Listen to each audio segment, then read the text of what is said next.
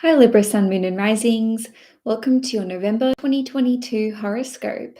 My name is Cailin and today I'm going to be covering all of the major transits for the month ahead, and I'll be using tropical astrology and the whole sign system. So you can watch this horoscope if you are a Libra Ascendant, also known as rising sign, if you are a Libra Sun, and if you are a Libra Moon. I would always recommend that you watch all three horoscopes for your sun, moon, and rising sign, just to give you a really good idea of what to expect for the month ahead. And generally speaking, I do find that the rising sign horoscope is the most accurate for you overall. Of course, there are exceptions to that. Sometimes people connect more to their sun or to their moon. Now, let's begin with Mars being retrograde. So Mars will station retrograde on the 30th or the 31st of October, depending where you live in the world, and it will be retrograde in Gemini in your 9th house. It will actually be retrograde for 10 weeks until the 12th of January in 2023. Fortunately for Libras, this means Mars is trining you. So generally speaking, Mars retrogrades can lead to frustrating times and feeling a little bit irritable or agitated. But because Mars is making a trine to you and it is a harmonious aspect, Libras have an easier time with this one. Nevertheless, Mars retrograde in your 9th house indicates to me that you will be focusing your energy and your effort into matters connected to higher learning, whether this is a university degree, something that you want to learn. Maybe you are a teacher yourself, or you're trying to be a mentor to someone, or this could be connected to your plans to travel, maybe obtain a visa. Also, the 9th house represents our belief systems. So this indicates that you may feel a bit conflicted when it comes to things like your religious beliefs or your spiritual beliefs or political beliefs, or you may even be facing some kind of moral or ethical dilemma during this period of time. Now, the 9th house is also connected to the law. So I'm going to run through a few different ways that this retrograde can play out. But just so you're aware, Mars will be in Gemini from the 20th of August. So it's been there for 2 months already until the end of March in 2023. So it's a 7-month transit. So on the educational front, this could see you potentially going back to study. Maybe you are re-enrolling in a course, maybe you had deferred university, maybe you quit years and years ago and now you're like, it's time for me to go back. On a different note, you may be trying to transfer from one degree or area of study to another. So this is where the retrograde's coming into effect, where you're reassessing and readjusting your plans and your goals because it's Mars. On a different note, you could be going through the process of editing a thesis or a large body of work, or some of you could actually be resitting an important test for your studies. Usually I would look at the 3rd house for tests and exams, but because this is in the sign of Gemini is connected to those things. That could be the case for you in this instance. So maybe you failed a university subject and you have to repeat it. And on a different note, if you had already committed to, let's say, a thesis or an area of study, you may be asked to revise what you were going to do your thesis on, and there may just be some changes, some pretty significant changes that you need to make within your degree. And the same can be said for if you are a mentor or a teacher yourself, this could be a time where you're going through the editing process, or you could be audited. You could just have to make lots and lots of adjustments to how you were teaching.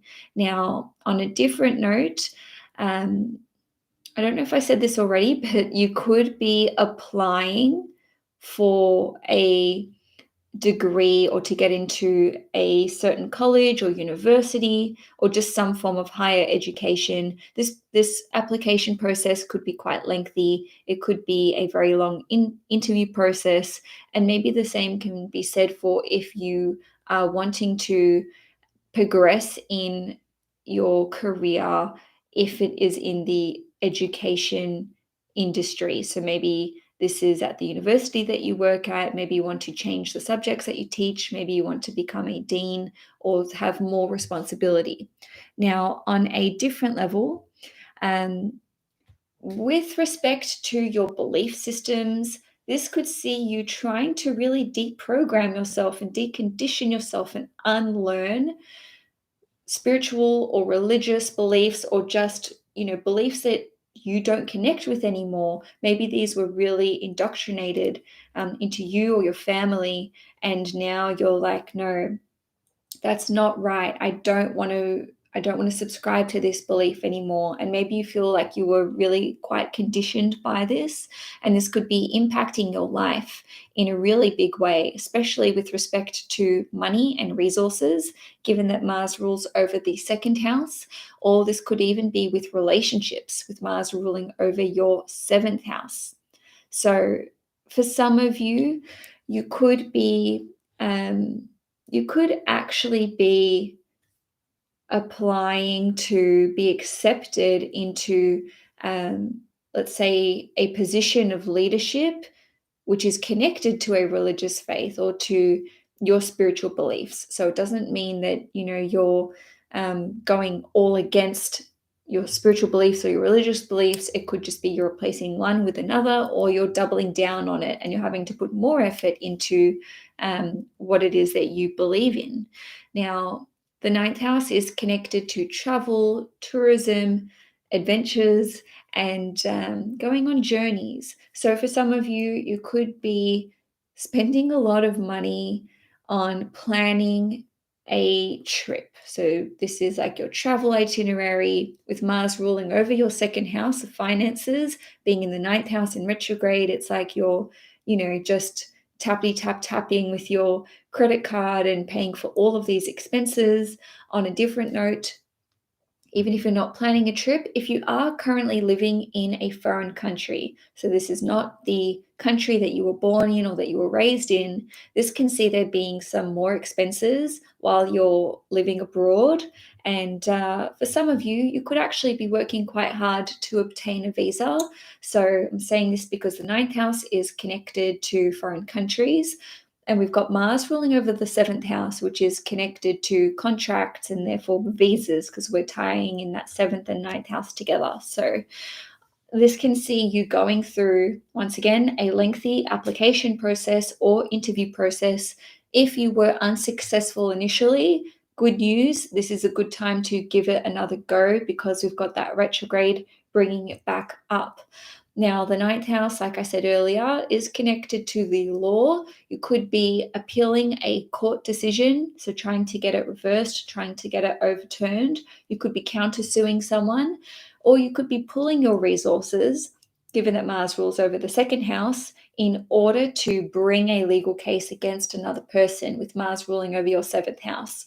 So with this last one, I'm just saying that you may not be ready to take action yet. Maybe you're planning to do this, later in January, February, or perhaps even after March, after Mars has left the sign of Gemini. And now let's have a look at the full moon eclipse. So on the 8th of November, there will be a total lunar eclipse in Taurus in your 8th house at 15 degrees and 59 minutes. So it will be conjunct Uranus, almost exactly conjunct Uranus, and it will also be opposite Mercury and opposite Venus. So that means that the sun will be conjunct Venus and Mercury in the sign of Scorpio in your second house. So eclipses in the 8th house conjunct Uranus indicates that you can have a huge psychological breakthrough. Okay, with Uranus ruling over your 5th house, which is connected to dating, romance, children, as well as creativity and anything you create. So, starting your own business, if you have been in a rut or some kind of funk in any of those departments, this can see you snapping out of it. So, I would imagine that many Libras, especially because Venus is opposite the eclipse or conjunct the sun, will feel like they are just having some kind of huge, um, huge shift. You can really take a quantum leap during this period of time. So you can have an enormous breakthrough, whether this is on a personal level with your own personal transformation. Maybe you're working with a psychologist, maybe you're working with a psychiatrist or some kind of therapist or counselor. You could experience this breakthrough via an astrology reading or a tarot reading, whether this is you doing your own readings for yourself or getting a reading with an astrologer or tarot reader. P.S. I do private readings, so you can book one using the link in the description box below. On a different level, though, this can see you having a breakthrough in your emotional life or in your intimate life or, with respect to your sexuality. So, sorry, I have a cat, and for anyone who has pets, there's just pet hair everywhere.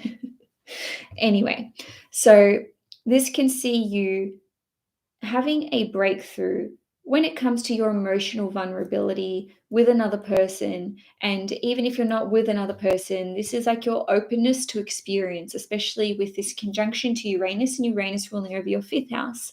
So maybe you're understanding the ways in which you may have been holding back, and now you feel like you're actually ready to meet someone or ready to take a relationship to the next level, or maybe to become intimate with another person, whether this is for the first time ever, the first time with a new person, the first time in a very long time, or even with your own, even if you're already in a relationship, things can improve in that department. Some of you may have an intense mystical or occult experience which really changes you to the core of your being. So the 8th house is connected to mystery, healing modalities of all kinds, anything to do with the occult. So I do really see this as you just being able to have some kind of breakthrough. And maybe, this is quite a different astrology reading to what other people have been saying about this eclipse, but nevertheless, because Uranus rules over your 5th house, which is such a lucky house in astrology, and it's opposite Mercury, and Mercury rules over your 9th house, which is another lucky house. I just see there being some good juju in terms of helping you to shift out of some kind of funk or rut that you have been in. Of course, it's not going to all be sunshine and rainbows. Eclipses can bring very unexpected events.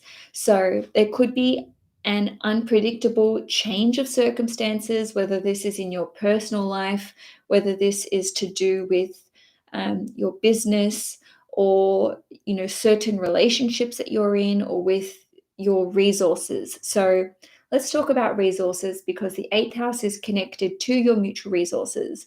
This can see you cutting someone off financially speaking, or the reverse of that could be true. So someone could be, ceasing to provide financial support to you, or maybe you just won't have access to the same level of resources that you did before. I'm saying this because full moon eclipses, especially when they're total lunar eclipses, they indicate the ending of a chapter taking place. But this eclipse is with the North Node. So generally speaking, the North Node will deliver something new to you. So it could be that as one door closes, another door opens. So even if a certain type of resource which you shared with another person was something that you used to enjoy or have access to, and that's closing off, it could be that there is a new a new resource that becomes available to you, or a new way to make money. You could be making money off of a joint investment. You could be cashing it in. Some of you may be receiving an inheritance. Some of you could be making some final changes to your will, as in, maybe you were going back on a previous decision and now you're like, no, this is what I want to do going forwards. On a different note, this could see some of you actually falling pregnant, especially because your chart ruler is involved heavily in this transit, and the 8th house is connected to pregnancy and fertility. I'm actually going to tell you exactly what degree Venus is at. Okay, so we've got Mercury at 15 degrees, Venus at 20 degrees, Scorpio. So this involves your chart ruler. It is in this eclipse is in your 8th house, which, like I said, is connected to fertility and giving birth. So, on one hand, you could be falling pregnant, you could be giving birth. If you are due to give birth around the time of the eclipse, and of course, this is a general reading, eclipses can sort of indicate that birth comes through with the eclipse. So, just prepare accordingly. I'm sure you're all prepared if you are pregnant. And lastly, with this eclipse, this can see you overcoming an addiction or releasing a fear. And because this eclipse is conjunct Uranus, it can be overnight. Overnight, as surprising as that sounds, you could go cold turkey on something that you are addicted to, and you could just be suddenly liberated from some kind of fear or persistent insecurity that you have been experiencing. So now let's take a look at the 16th of November, when we're going to see Venus enter the sign of Sagittarius. So Venus will be in your 3rd house in Sagittarius from the 16th of November until the 10th of December. Wherever Venus goes, first of all, this is where we can experience enjoyment. This is where things can go well or more easily. And because Venus is your chart ruler, Libra, Venus's actions impact you directly. Venus is you, so to speak. So with Venus being in the 3rd house, this indicates to me that you will be enjoying time with friends, maybe with siblings and co-workers. You may actually make some new friends. You could be catching up with a group of friends as well, given that the 3rd house rules over small groups of people. Maybe you'll be socializing with some co-workers. On a different note, this can see you maybe even going on a short trip with a friend or with a sibling, or maybe even like a cousin or an auntie or an uncle, or perhaps this is a work trip that you are going on. Now, this could see you enjoying learning something new or putting your skills to use. So you could be doing something creative around this time, like working on a creative project. It could be connected to something Venusian, such as cooking, dancing, music, something artistic, drawing, painting, etc.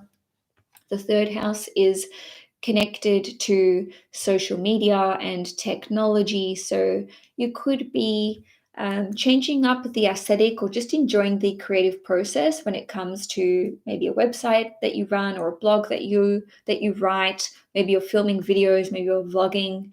And for some of you, you could just feel very creatively inspired to write, because the 3rd house is connected to writing and communications.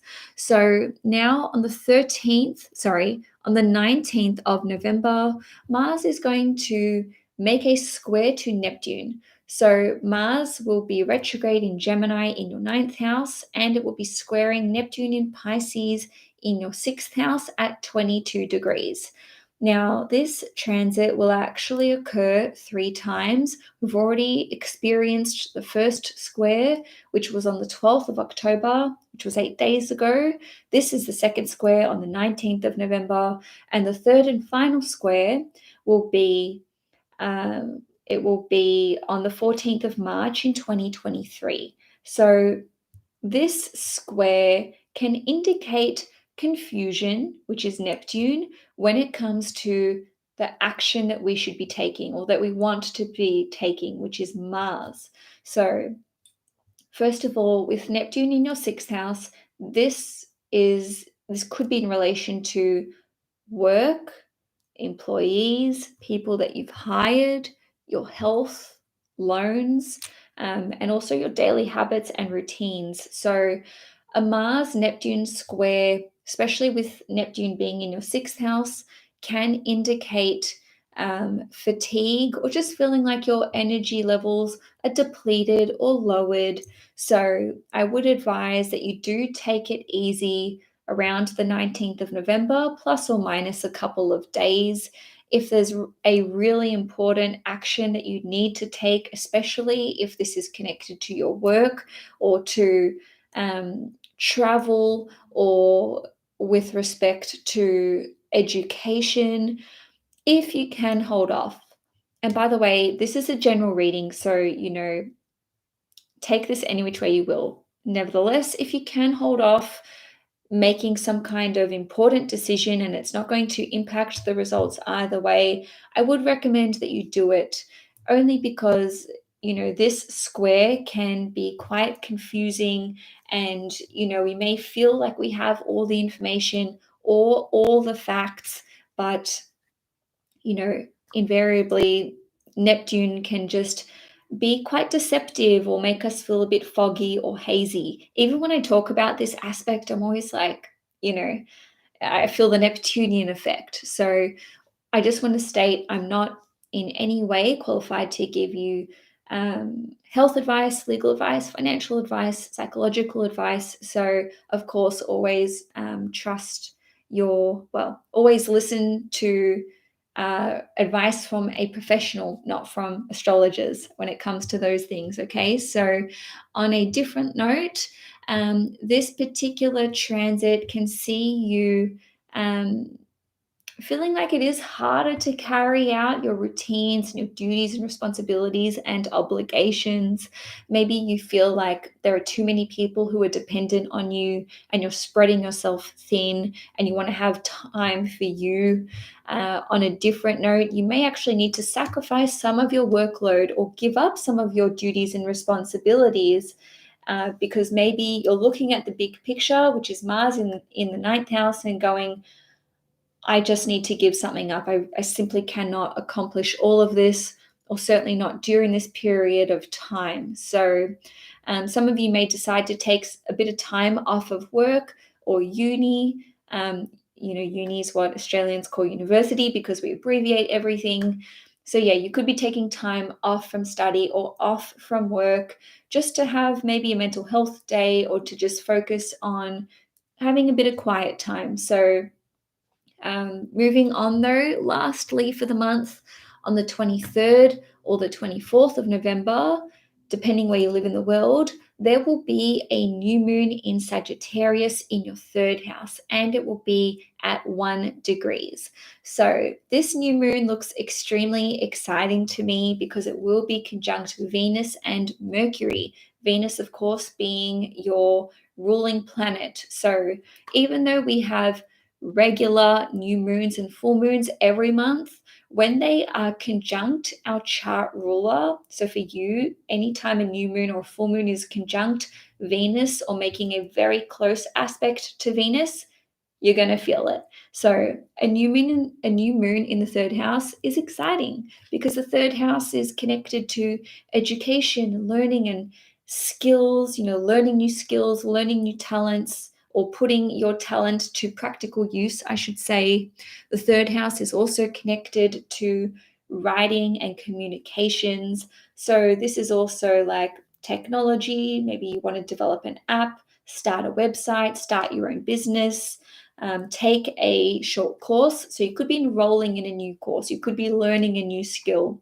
You could be starting a new social media account or platform, or you could be taking your existing blog, website, social media account, or even just like what you normally write about in a new direction, because a new moon in Sagittarius is all about exploring something new, and new moons are about new things anyway. So This could see you reinventing yourself, whether this is online, whether this is writing about a new topic, especially if you're literally a writer or a journalist or what have you.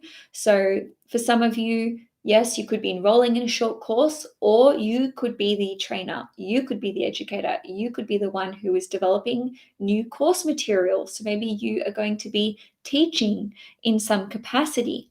Now, some of you may be forming a new team. You could be collaborating with a group, whether this is like-minded individuals, friends, given that we've got Venus, co-workers, given that we've got Mercury. And maybe you are the leader in this group, you're the pioneer, maybe you're the one that is forming it, especially because this new moon is conjunct Venus, which is you.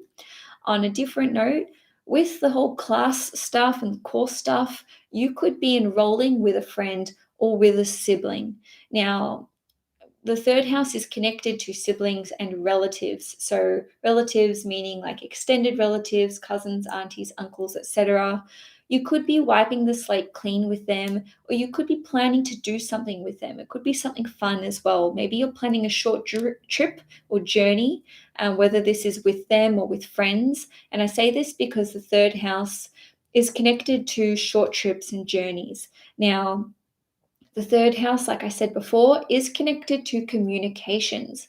And because this new moon is conjunct Mercury, which is also indicative of writing, this could see you deciding that you want to write a new book, write some new material. Maybe you want to film a documentary. Maybe you are writing a series, or, producing a TV series, if not a film. So there's so many different ways that this can play out. Just checking if I've missed something. Yes, if you own your own business or if you work in sales, this can see you coming up with a new product to sell. If you work in anything like PR, marketing, human resources, anything that involves your interpersonal skills, this can see you starting a new project in that department. Maybe you're rolling out some kind of new course, or maybe you are actually planning an event for the office, or planning some kind of event, just generally speaking.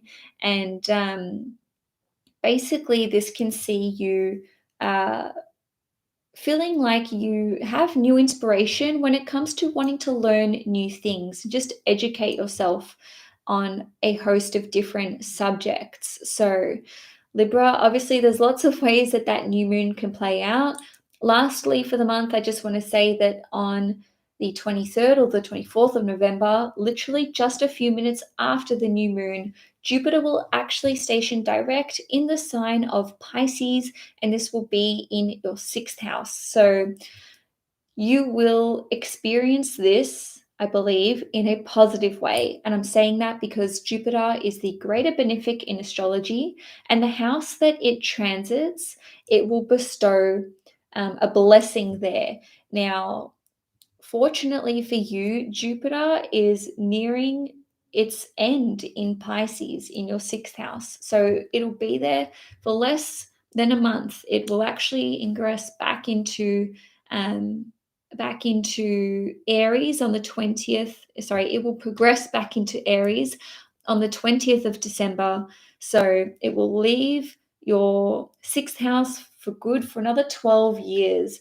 And now that Jupiter is leaving Pisces, this can see you actually experiencing the blessing on your health, on your work, whether this is obtaining new work, finding enjoyment and fulfillment out of your work. Some of you may actually just be walking away from a job, because Jupiter can be freedom and liberation.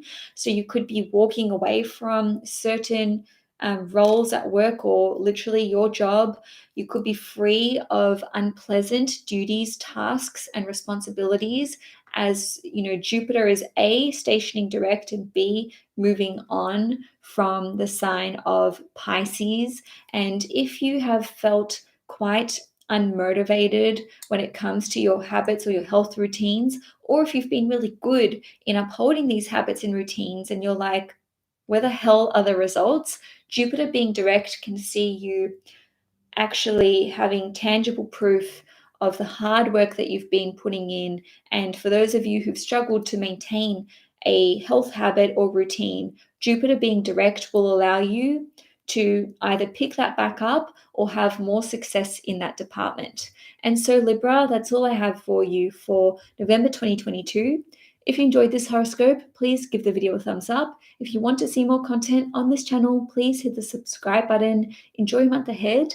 And also, Libra, I've actually got 2023 yearly horoscopes, which I am in the process of editing. So these will be available for purchase by the time I go live next month. So enjoy November, and I'll see you guys in December.